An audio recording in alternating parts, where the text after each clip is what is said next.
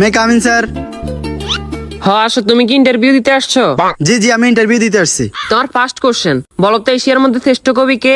রবীন্দ্রনাথ ঠাকুর। বাহ, খুব সুন্দর খুব সুন্দর। তোমার সেকেন্ড কোশ্চেন, বাংলাদেশে একজন দেশপ্রেমিকের নাম বলো। আছে তো অনেকজন, এই যেমন শেখ মুজিবুর রহমান।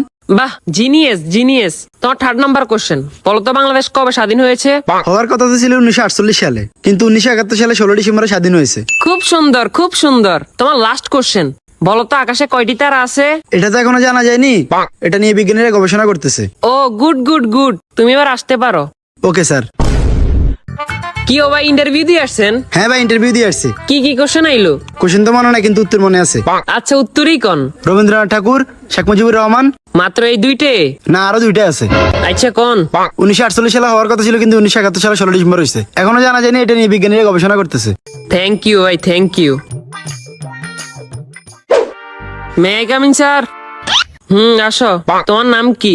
রবীন্দ্রনাথ ঠাকুর। তো তোমার বাপের নাম কি? শেখ মুজিবুর রহমান। তোমার জন্ম কবে হয়েছে? হওয়ার কথা তো ছিল 1948 সালে, কিন্তু 1971 সালে 16 ডিসেম্বর হয়েছে। এই বেটা, তুই পাগল হয়েছিস নি? এটা এখনো জানা যায় না, এটা নিয়ে বিজ্ঞানীরা গবেষণা করতেছে। no, no, no, no.